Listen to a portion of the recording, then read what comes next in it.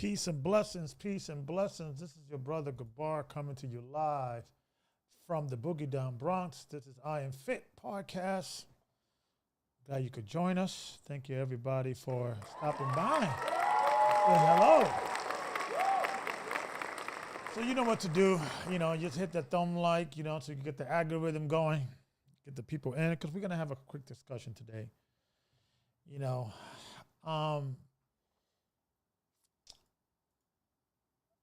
Part of the reasons why I have these shows and I do these shows is because I'm always thinking and I'm always exploring the Bible.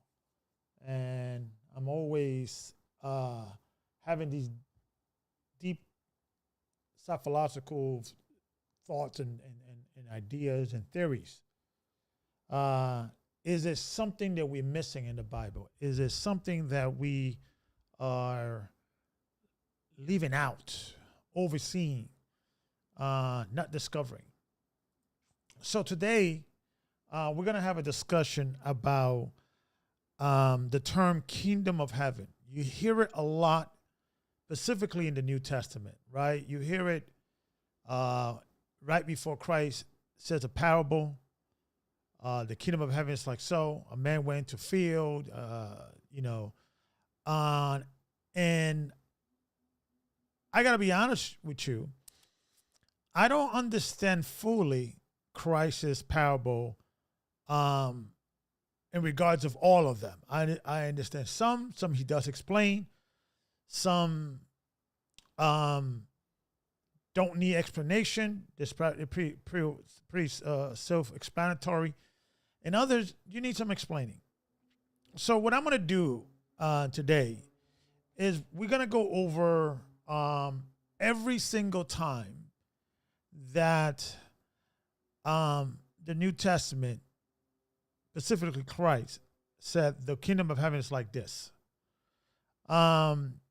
It happened. Well, it was in 32 verses in the New Testament, and it 33 times. It was said 33 times, but it's in 32 verses. So in one of the verses, it happened twice. So I want to just kind of go over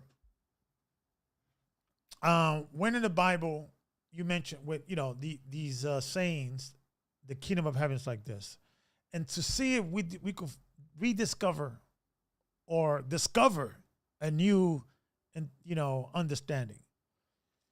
Christ responded to the disciples when they asked him,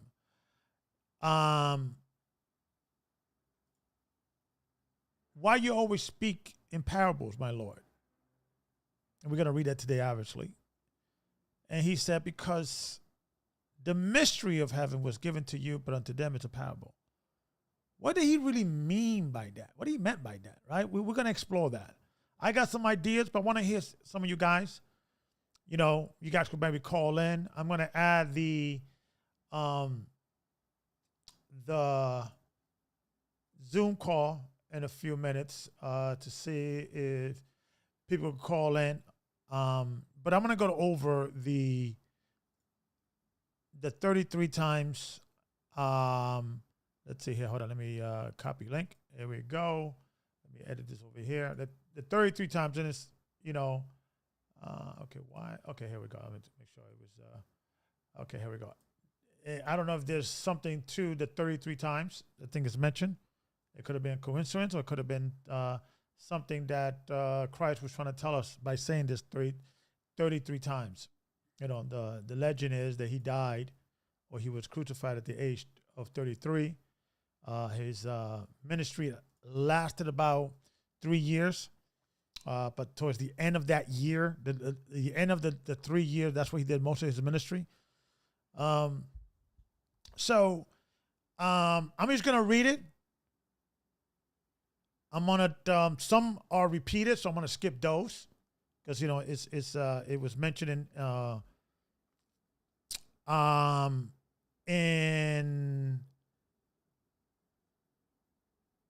the book of Matthew. And I'm making sure, I believe, and I just noticed that the eternal kingdom of heaven is only mentioned in the book of Matthew. I could be wrong, but I'll double check. So I'm going to skip, although it's 33 times, some of them are the same thing, so I'm going to repeat those. So I'm going to just go through them. I'm going to read them nice and slow and see whether you guys can pick something up, whether there is something that you guys can perhaps tell me, something that pops up in your mind, right? Something that a new revelation. We could maybe get a new revelation today. Let's have a conversation. So the first one is in Matthew 3 and 2. And I'm not going to give you guys the chapters. I'm just going to read them and go to the next one. Okay, I'm just going to read it real quick, nice and slow, because I want you guys to meditate on these sayings.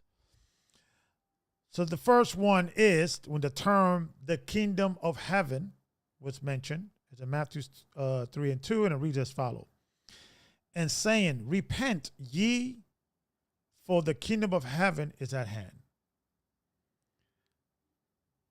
From that time, I'm gonna read it as I see it. Jesus began to preach and to say, "Repent, for the kingdom of heaven is at hand.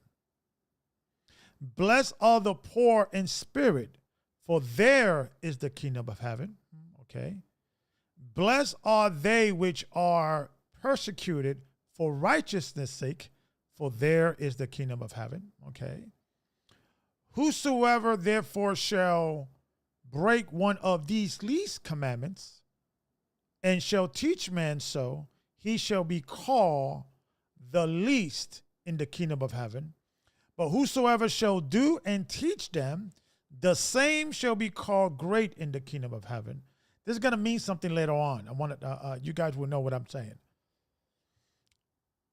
"For I say unto you that except your righteousness shall exceed the righteousness of the scribes and the Pharisees, ye shall in no case, enter into the kingdom of heaven.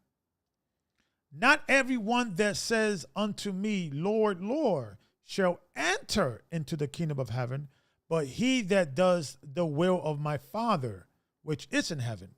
Okay. "And I say unto you that many shall come from the east and west, and shall sit down with Abraham, Isaac, and Jacob, in the kingdom of heaven. And as ye go, preach, saying, the kingdom of heaven is at hand." I think that's a repeat. "Verily I say unto you, among them that are born of women, there has not risen a greater than John the Baptist. Notwithstanding, he that is least in the kingdom of heaven is greater than he." Interesting. "And from that day of John the Baptist until now, the kingdom of heaven suffer violence." Interesting. "And the violence take it by force." Okay. "He answer and say unto them, Because it is given unto you to know the mysteries of the kingdom of heaven, but unto them it is not given." Okay. "Another parable put he forth unto them, saying, The kingdom of heaven is likened unto a man which sowed good seed in a field." Okay. "Another parable put he forth unto them, saying, The kingdom of heaven is like to a grain of mustard seed, which a man took and sowed in a field." Okay. "Another parable spake he unto them, The kingdom of heaven is like unto leaven, which a woman took and hid in 3 measures of meal till the whole was leavened." I never gotten that one. I want to know what you guys think. That's in actually 1333. "Again, the kingdom of heaven is like unto treasure hid in a field, that which when a man has found, he hid it, and for joy thereof goes and sell all that he has and buys that field." Okay. "Again, the kingdom of heaven is like unto a merchantman seeking goodly pearls. Again, the kingdom of heaven is like unto a net that was cast into the sea and gather of every kind. Okay. Then he said unto them, therefore every scribe which is instructed unto the kingdom of heaven is like unto a man that is a householder, which brings forth out of his treasure things new and old. I wonder what that means. And I will give unto thee the keys of the kingdom of heaven, and whatsoever thou shalt bind on earth shall be bound in heaven, and whatsoever thou shalt loose on earth shall be loose in heaven. That's an interesting one. I want to talk about that one. At the same time came the disciples unto Jesus, saying, who is the greatest in the kingdom of heaven? Okay. And said, verily I said unto you, except ye be converted and become as little children, ye shall not enter into the kingdom of heaven. I want to unpack that one. I want to come back to that one. Whosoever therefore shall humble himself as this little child, the same is greatest in the kingdom of heaven. Remember earlier was the disciples asking who will be the greatest?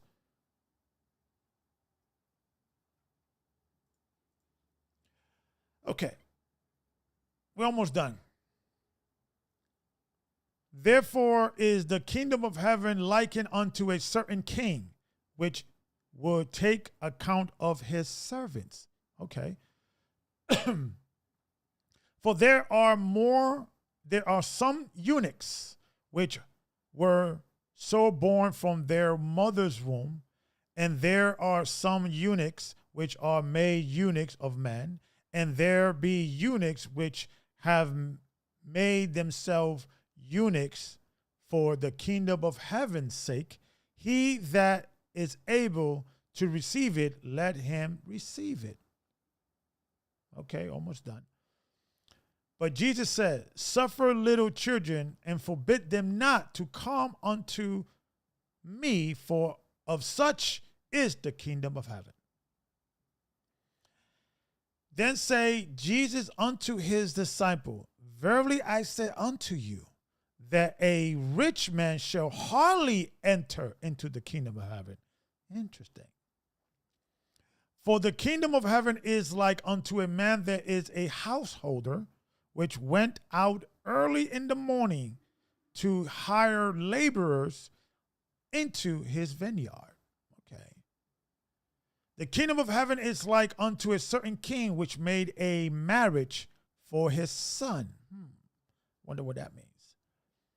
But woe unto you, scribes and Pharisees, hypocrites, for ye shut up the kingdom of heaven against man. For ye neither go in yourself, neither suffer ye them that are entering to go in. Two more. Then shall the kingdom of heaven be likened unto 10 virgins, which took their lamps and went forth to meet their bridegroom. Last one. For the kingdom of heaven is as a man traveling into a far country, who call his own servants and deliver unto them his goods. I don't know, which one stick out to you guys? Which one of you guys liked? You guys could talk among yourself, but I want to focus on the one about the children.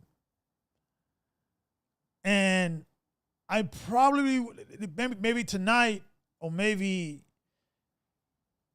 Tuesday, I'll come back. Thursday. Today's Tuesday. Excuse me. It's been a long day. I was working today. First day of work officially.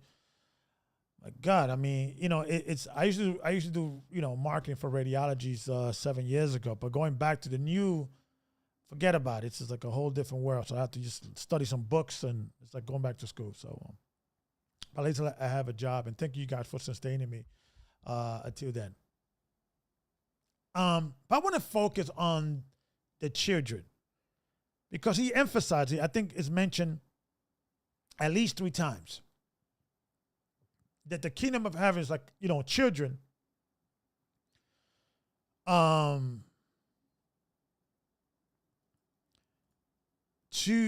You cannot enter into the kingdom of heaven unless you're like a child. And most people take that as you have to be innocent. Okay, and I agree with that. But sometimes maybe we simplifying it. Maybe there's more to it. So I'm going to show some videos. I'm going to go into the nature of children, right? And this particular video goes into why children need to play in nature. And it touch into the nature of children. And I think it's profound because it's one of those things that when I saw this video, it kind of brought me back to my childhood, and it kind of brought me back to a place that I lost. And maybe there's something more, since these parables are mysteries that we have to figure out. And if you believe that you have figured out every mystery of Christ, maybe you're coming short. Maybe you're overlooking things. Maybe you have to reread these mysteries. And maybe every single time you reread them, you may come across with some new revelation. So let me show you guys this video here, fair use, in the nature of children. Matter of fact, let me see this one.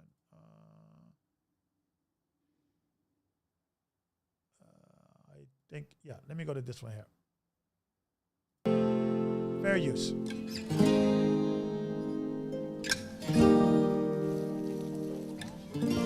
Being around nature for kids is so important for their healthy development, for their equanimity, for their peacefulness. There are so many studies that show that we all benefit when we spend time outside of our city enclaves. And for a child, what a gift we give a child when we take them to the park, to the beach. A criança que tem o contato com a natureza, ela tem habitat. Fair use. Children love to be in a context where they can experiment and play. That's what play is. And learning is play. When they put things together. And, is it me, or have we lost this connecting back with nature? Does going back to nature brings you back to your childhood? And if Christ made it clear that you cannot enter into the kingdom of heaven unless you be like a child, shouldn't we try to recap our childlike innocence and nature? When I was reading some article on the nature of children. They learn through imitation. They see and they imitate. Their senses are extremely alert, and they love to explore. They're friendly, they're charming, they're always happy. What happened to us? If we have to be like that to enter into the kingdom of heaven, should we not tap into that energy? I'm just saying. Let's talk about it. Fair use. That have never been put together before, or they're in the kitchen playing with the pots and pans. They're in the woods building, a playhouse, or on the beach building things in the sand. And sand is a miraculous thing. It shines. It's got different colors. It falls through your hands, and you can build it into things. You can put it in flower pots and make castles. You can do all kinds of things. The mind of a child is totally open, unscripted, waiting for discoveries to be made. We would do well as adults to remind ourselves what it was like to be a child and let yourself float free, let yourself free associate, and to do that in the context of exploring new things is an extremely healthy thing to do. Se joga mais bola. What do you guys think? if I'm crazy, if I'm onto something, if I'm making sense, if I'm making no sense, you know, do we have to re-examine these things in the scriptures in regards of the kingdom of heaven? Another thing that's confusing to me, and I want to talk about it, is that Christ says that if you break one of these least commandments and you teach men, so you'll be called least in the kingdom of heaven. If you do and teach, you'll be called great in the kingdom of heaven. And it actually said that John the Baptist, that the least in the kingdom of heaven will be more rich in regards of blessings than John the Baptist.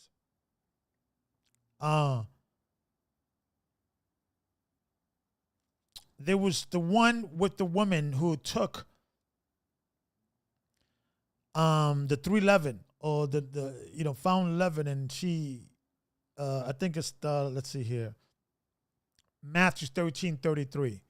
In another parable spake he unto them, and the kingdom of heaven is like unto leaven, which a woman took and hid in 3 measures of meal till the whole was leavened. If you guys want to call in, the number is 646-450-2013. But going back to, the conversation I was saying in regards of losing your childhood, losing your innocence. Is it too late? Can you regain your childhood once you lose your childhood? Once you lose your innocence, can you regain your innocence? I don't know. That's I struggle with that question. That's why, I always used to say it wasn't something that I believe as you could take it to the bank, but I used to sometimes look around me and observe the state of condition we're in as a people, that it may not be our generation that is going to see Christ. There was a video I was watching. There was a gentleman that he was going into through the time of Christ and even after. And after the apostle passed away, then the church began to kind of evolve, that every group, every generation believed that their generation was the generation. This is going back into the medieval times, the Dark Ages, from the time of when the Rome was persecuting the Christians. There was literature that they thought the end is near. In the term of the first of the year 1000, people believe that the end was near. World War I, World War II. Every time there has been stuff in the Middle East, there's always been someone either writing it or verbalizing it that the end of the world is near. And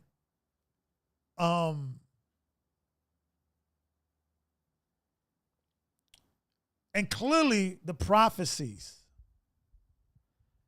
that is happening now are concerning, and we should prepare, yes. But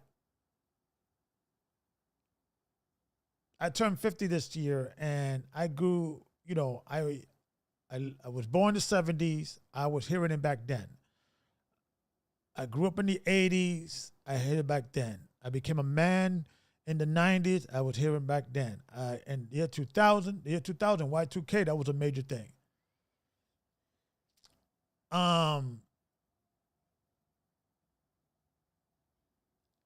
I don't feel that we have achieved the level of children innocence. If Christ made it clear that only through the spirit of a child, or you must be like a child to enter into the kingdom of heaven,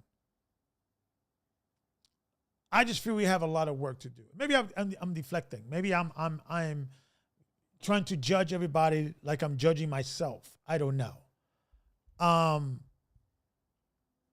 But I remember that innocent, and I remember losing that innocence as well.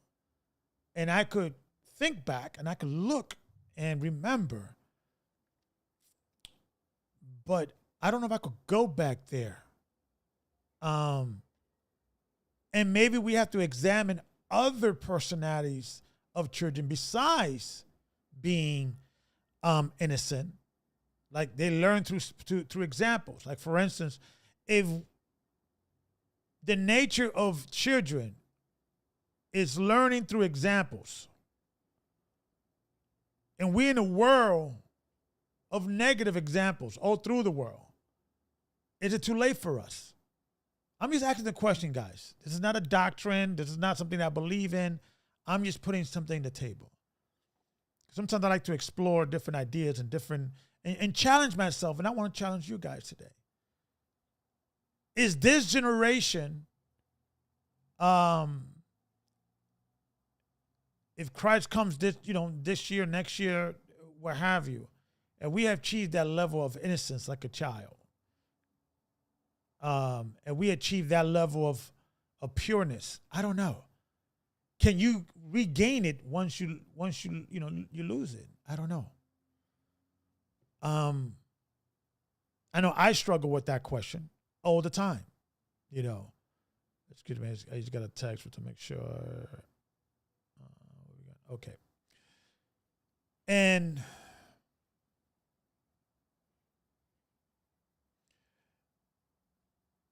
peace, brother, that I see here, Mario 45, I believe. She said children are open-minded. That's true. They are open-minded, and maybe we get too close-minded as little children, as adults. We lose that. I'm here. Let's see here. Our generation is not pure enough to to take back the promised land. Okay, it will be the next generation or after, but we have started the change. Okay, our change, our stand against the things like the jab, and had drawn down on the line. Okay. Maybe you're right. Yeah, maybe we have to prepare for the next generation. Maybe it's too late for us. Maybe we're too self-centered about looking at the world from it's all about us. And I was having a conversation with a friend of mine, and one thing that I noticed about me being a Christian and believing in God, even before I knew my Hebrew Israelite identity, I remember in the 70s, the Left Behind movies and the Mark of the Beast. And even back then, as a little boy, I thought that by now we'll be living literally, in that type of scenario. But one thing I noticed that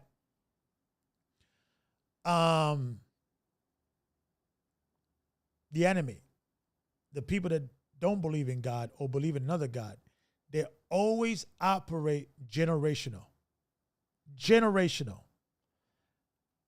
2, 3, 4 generation advance. They plan for their children's children.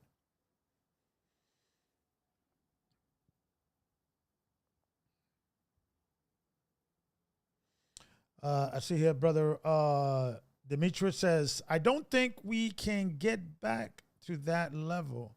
That's why his grace is ever flowing for us. But if we trained our kids, then yes. Yeah, and that's how you have to look at it as well, right? 2 Babylonized. We need to get the next generation out of Babylon. Maybe that's how we have to start thinking, and you should prepare if it happens today. But once you do that, right? And there's so much you could do to prepare anyway, right? Put some food away, for some resources, some gold, get some sell your cloak and get a sword or two. Like Christ said, we know the modern sword, some, whatever, self-defense, right? There's so much you could do anyway. While we waiting, while we don't start thinking about the next generation. Shout out to brother Travis. We were having a conversation about life insurance. The super rich, and we're going to probably bring some people over the show and have them talk about life insurance, because life insurance is, how the super rich save their money, and not only that, it's vested money, and a lot of people don't know this, and I'm going to bring some experts on the show, that life insurance, you put money away, but also you could borrow against the life insurance, and many people of the elite use life insurance, open up several life insurance, if for a rainy day or to pass it to, if God forbid they pass away, the next generation, they're insured. Sometimes the husband does a life insurance for the wife. The wife is a stay-at-home mom, and vice versa. But what people don't know, that you could borrow against your life insurance, and many people start businesses with that, get out of debt, and it's a rainy day and things like that. So there's a lot of tricks or knowledge, legal or above board, that the super rich or the elite operate, that the average Joe may not know or doesn't know, and we could maybe plan for the future, since we already are planning for we already planned for DEFCON 3, DEFCON 5, right? Any day we're ready to go. We got a go bag, right? But in the meantime, maybe we have to start thinking about the future. Maybe we have to start looking at the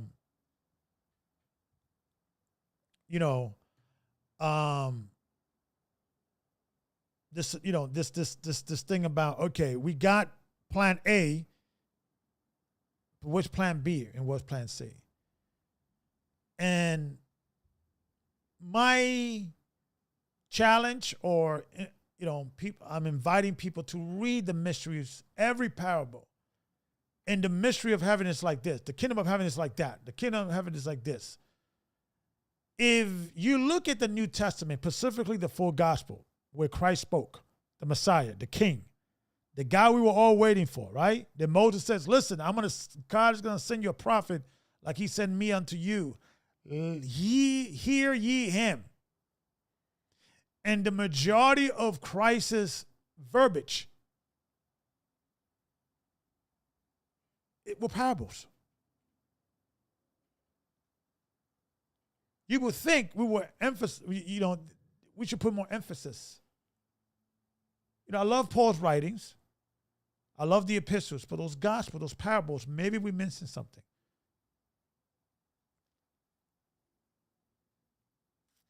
Maybe we're missing something. And I remember there was a time when Christ was saying to the Pharisees that they were denying Christ, and he said, well, Moses wrote of me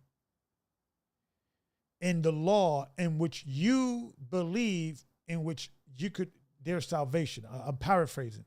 You believe in the laws of Moses, in which where you believe you could have eternal life. And many Christians use that as a dismissive of the law. But the way I take that is that the law is only part of the salvation. You cannot be saved by the laws of law. You need the beatitudes of Christ. Because the law is what you're not supposed to do, but what Christ brought in is what you're supposed to do.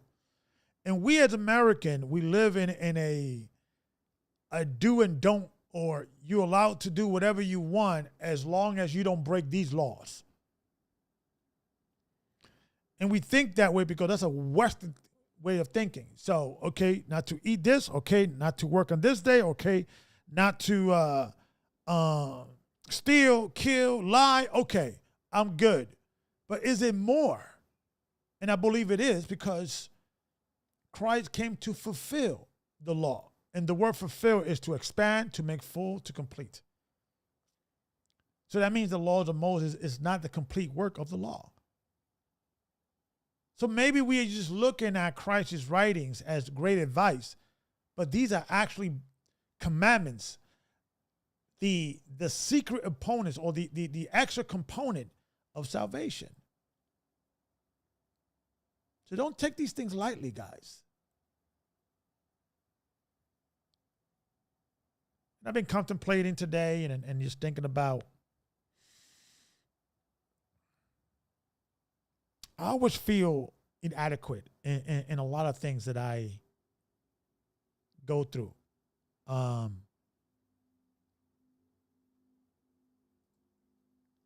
Because, that's why, this whole me stepping down from eldership, you guys know this, I didn't want to be an elder because I always felt inadequate. I always feel like I'm not worthy.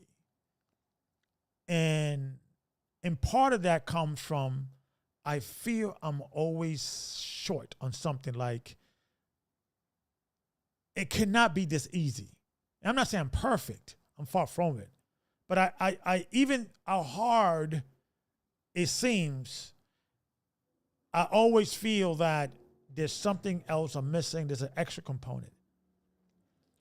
And I think it's those beatitudes. I think the mystery of heaven is in those parables. And the reason why I know this, not believe this, because Christ the Savior told us this. When they asked Christ, why are you always speaking parables? Because the mystery of heaven was given to you to know. But to them, it's going to be parables. He said it.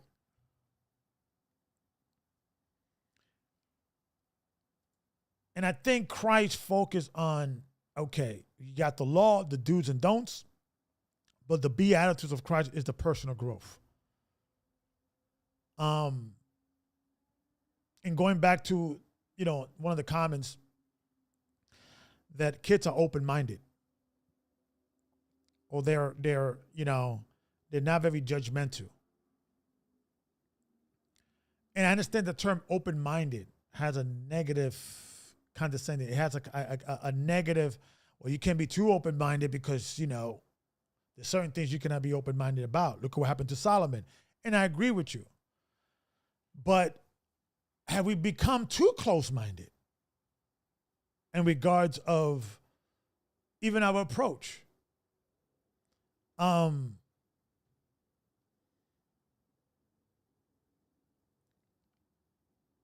we not exploring enough biblical understanding? I'm proud being a Jew and of the tribes of Israel, but I'm proud that I was baptized for my sins. I'm proud that I have all this knowledge and history that I have been exposed to it, and I could teach my family, my children, and some of you guys. But is it enough? Is it something missing?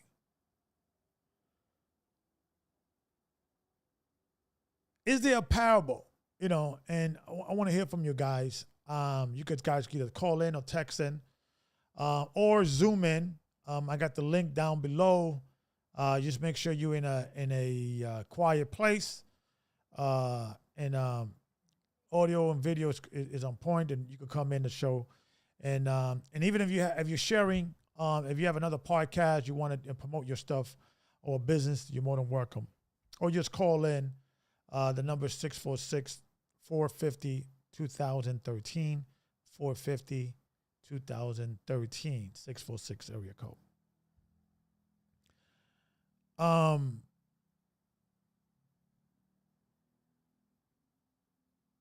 Which parable you like the most? I want to hear your thoughts. And which parable trips you up the most? Obviously, the one that trips me up the most is the one about the woman who went and which one is, let's see here. I know I didn't mention the chapters, but let me mention the chapters. Which the one I was, the woman who takes the leaven, or let's see here. Where are you? I think I went too far. Let me go back a little bit. Was cast like into the net. Okay. Here we go. 1333. That's it. And I think this is the one that he didn't even explain. He just, I think it was part of like the mustard seed and the leaven is the title. And it started at 31, verse 31, chapter 13 of the book of Matthew. It reads as follows. Another parable put he forth unto them, saying, the kingdom of heaven is like to a grain of mustard seed, which a man took and sow in a field, which indeed is the least of all seed, the last of all seed, excuse me. That's what least, right? But when it is grown, it is the greatest among herbs and becomes a tree, so that the birds of the air come and lodge in the branches thereof. Another parable he spake unto them, the kingdom of heaven is like unto leaven, which a woman took and hid in 3 measures of meal till the whole was leavened. All these things speak Jesus, Yeshua, unto the multitude in parables, and without a parable speak he not unto them. He didn't even explain it. What is the woman? What is the leaven? Why 3 measures? That one I don't get. And that's Matthew 13:33. That one I do not get. Can anybody help me out with this one? Right? Let me read it again. Maybe I've been missing something. Maybe it's a precept. Because sometimes, you could be pulling your hair, or, I don't have much hair, but pulling all your hair and going crazy over a parable, and somebody says, oh, no, elder, brother, that's the parable to that, or the precept to that is this other chapter. Let me read it again. Another parable he spake unto them. The kingdom of heaven is like unto leaven, which a woman took and hid in 3 measures of meals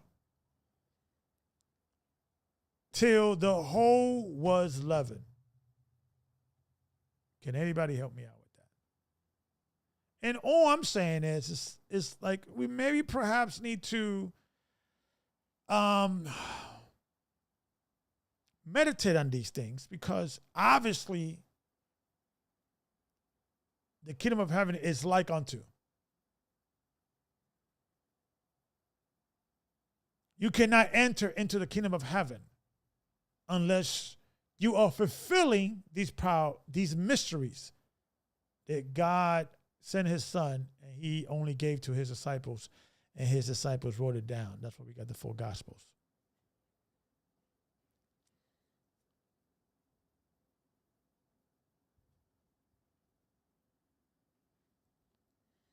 I'm here.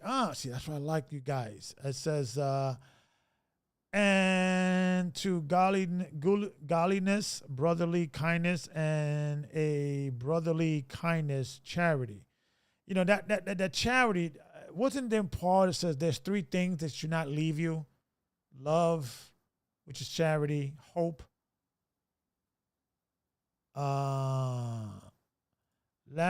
is it hope, faith, and charity?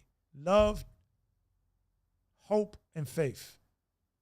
And above all is charity. Let those things live you. Maybe that is connected to this. Right. And usually leaven is usually associated with something negative, right? Like the brother over here, R.J. Quick, it says, a little leaven leavens the whole lump. But this particular chapter, Matthew 13:33, it says, another parable spake he unto them. The kingdom of heaven is like unto leaven, which a woman took and hid in a tree, and lit in 3 measures of meals, till the word until, it means till, until the whole WHOLE whole was leavened. Okay, let's see here. It says the kingdom of heaven is like three thirds that will make it. I kind of like that.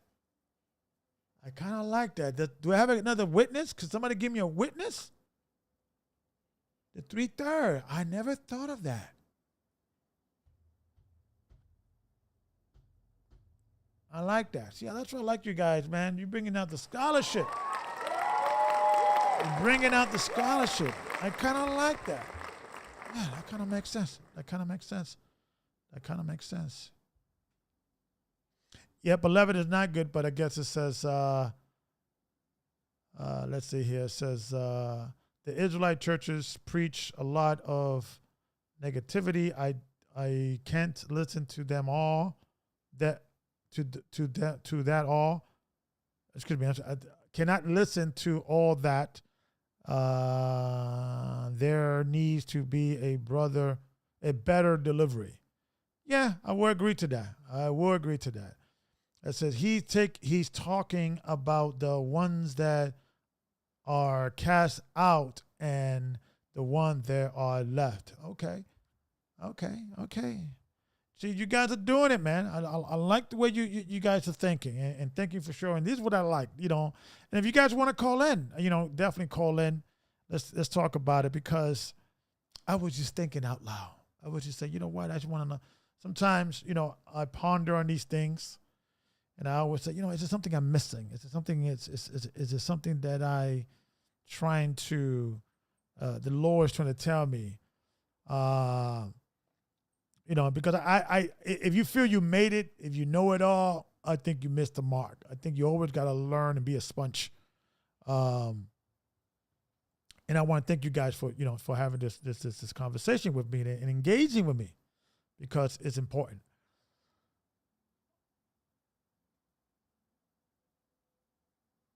And maybe us talking about these things and saying, okay, I mentioned earlier about the generation and people feeling people feel that every generation is the generation which Christ is going to come. And perhaps we have to, the generation that finally figures out that they are not the generation is the generation that is going to get it for the next generation. Does that even make sense? Maybe every generation is too self-centered about that generation and what's going on politically, what's going on socially.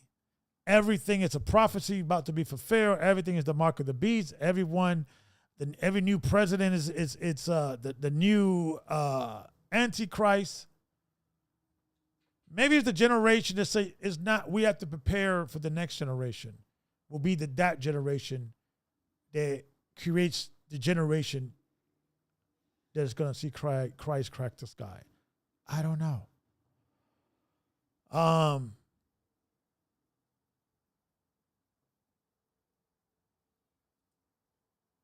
have lived longer than I'm going to probably live.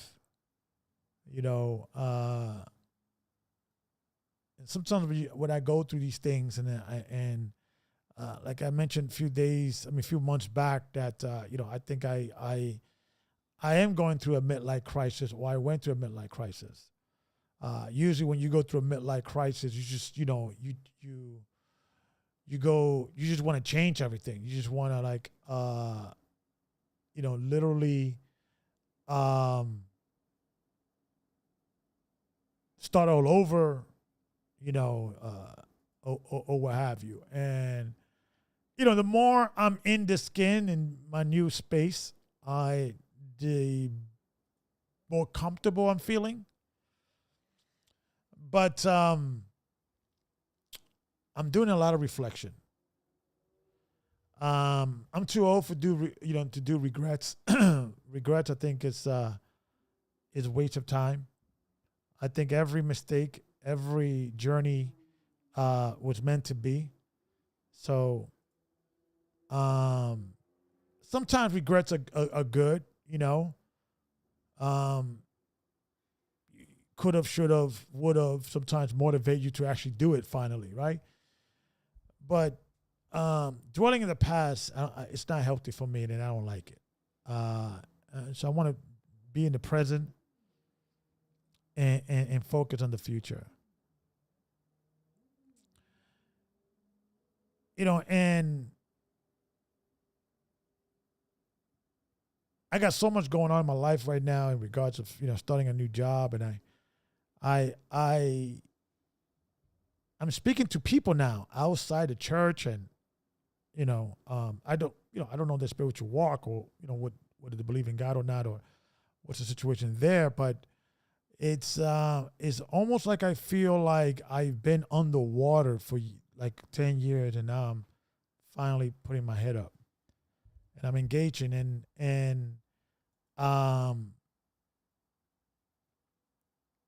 I'm excited to explore that new chapter in my life and where I'm going to fit in that new chapter.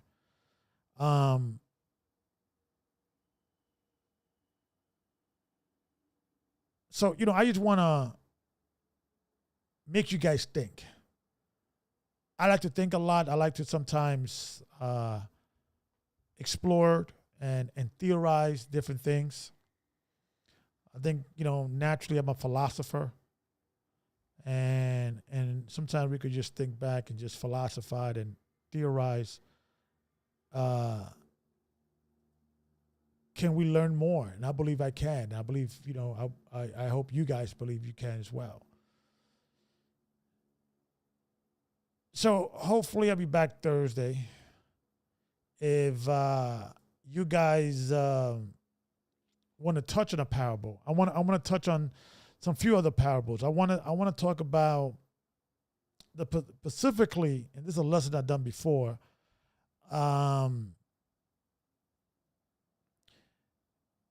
If you break one of these least commandments and teach men so, you will be called least in heaven, right? But if you do and follow and teach men to do so, you'll be called great in heaven. I have a theory, and it was a theory that a brother was referring. I forgot the brother's name.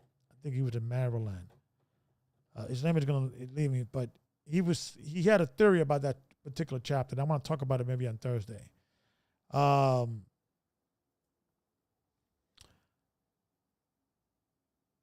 Because there was something that Christ said specifically, that in chapter 5 of Matthew, that it says that if your righteousness does not exceed the righteousness of the Pharisees and scribes, by no means you will enter. So the Pharisees had some level of righteousness, obviously, because they had the Torah. Yeah, they were practicing a diluted tradition of man Torah version. But, they kept Sabbath and dietary laws. And they even added to the law, right? Not only you cannot eat unclean food, you cannot eat food that is clean with unwashed hands. Right? That's recorded in Matthew, I believe, 15, and also Mark 7 or 8. Right? That they added that law. Overly righteous. So I noticed that when you look at the sayings and the writings of Christ, or the teachings of Christ, which were written down, every single time he always dealt with the law. Like when the young rich man told him, what should I do to enter eternal life? He said, well, you keep the law, right? Do you keep the law?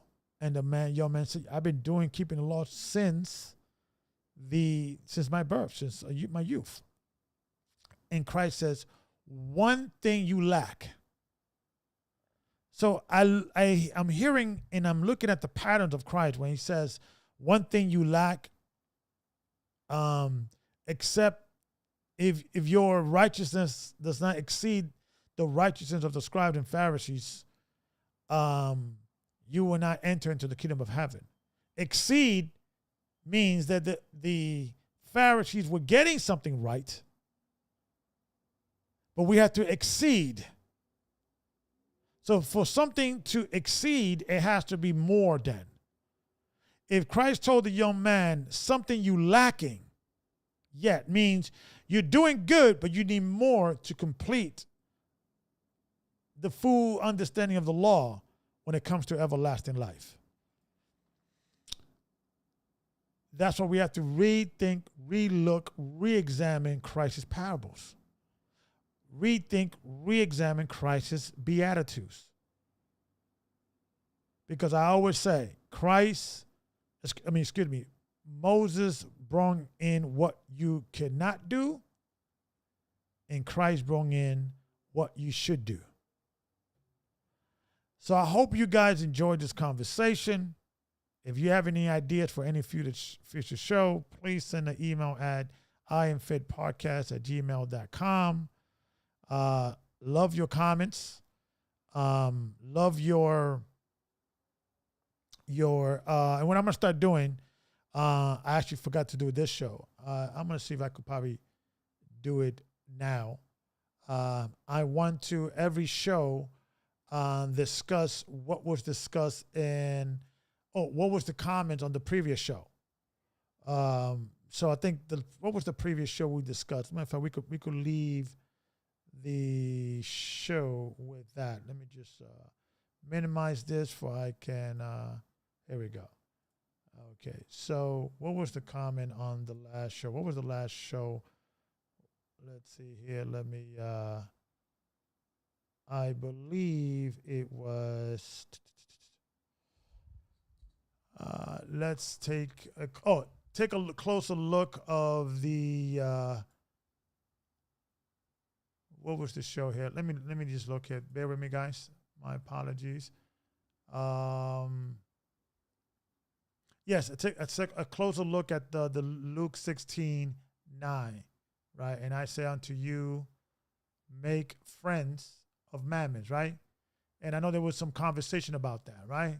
So let's have a I want to show you guys the comments on that, because I do care what you guys think. I think I do care what you guys think. So let me put this up here, okay, and let me move this right here real quick. So Solomon the 2, I believe, says in regards. Let me put the whole thing here. It says, I think the children of light have to build among themselves economically like the children of the world do. And that is what that parable is saying. Not join the wicked hand in hand, literally make a friend of money, not the wicked people getting the money. That Ish people and the East Indians stay to themselves, but have no problem demonstrating on the economic playing field. We need to use their tactics of unity and nationalism and make such money in generation, and I can't make that out, within the community. We don't do that, okay? Thank you. That's from Solomon the 2. That says, love, patience. That says, I don't believe that we should have fellowship with the unfaithful works of darkness, as the scripture says. I understand that those who have made mammon their god, etc., their goods shall be for the righteous, as the scripture says. I don't feel a need to put myself in position to reap their benefit from a carnal perspective. Okay, thank you. Love patient. That says the remote generation. I think it's this is the name. Forgive me if I don't I mispronounce your name. It says the gospel is not being an Israelite. The gospel is to love God with all your heart, mind, and soul, and to love your neighbor as yourself. Amen to that. Last but not least, this was a good one, Elder. Thank you. And respect. Okay, so, keep them coming. I learn from every comment. I try to read all of them, the good, the bad, and different. As long as you're honest with me, that's what I want.